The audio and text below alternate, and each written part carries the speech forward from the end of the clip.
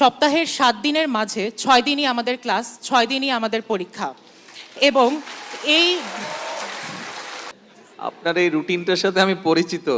জি sir, জি sir. সপ্তাহে 6 দিন অবশ্য বলা যায় 7 দিনও আমিও কাজ করি। আসসালামু আলাইকুম। বৃষ্টি স্নাত প্রভাতের এই আনন্দমুখর পরিবেশে সকল গুণীজনদের মাঝে আমার কিছু ভাবনা উপস্থাপনের সুযোগ দেবার জন্য আন্তরিক কৃতজ্ঞতা জ্ঞাপন করছি। আমি জুহার ইসলাম শরণ, K80 ব্যাচের একজন শিক্ষার্থী।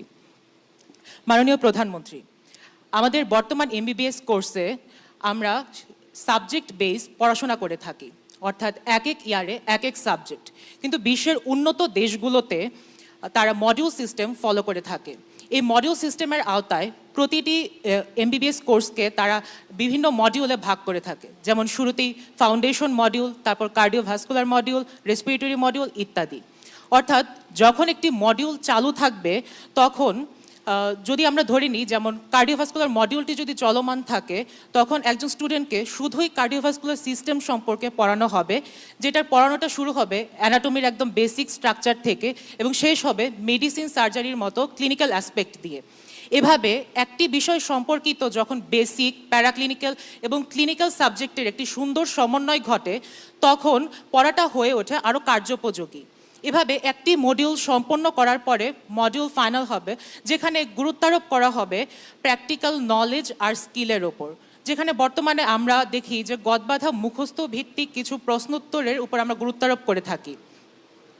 মাননীয় প্রধানমন্ত্রী, সবার আগে বাংলাদেশ, এই মন্ত্রে উজ্জীবিত হয়ে যদি আমরা বাংলাদেশকে সবার আগে দেখতে চাই তাহলে আমাদের MBBS কারিকুলামের এই মডার্নাইজেশনটি অতীব জরুরি একটি বিষয়, তা আর বলার অপেক্ষা রাখে না। তাই মাননীয় প্রধানমন্ত্রীর কাছে আমার অনুরোধ থাকবে এই বিষয়টি বাস্তবায়নের জন্য যথাযথ উদ্যোগ নেবার। মাননীয় প্রধানমন্ত্রী, আমার আরেকটি বিষয় উত্থাপন করব, সেটি হচ্ছে আমাদের মেডিকেল স্টুডেন্টদের দৈনন্দিন জীবন সম্পর্কে একটু কথা বলি। সপ্তাহের 7 দিনের মাঝে 6 দিনই আমাদের ক্লাস, 6 দিনই আমাদের পরীক্ষা। এবং এই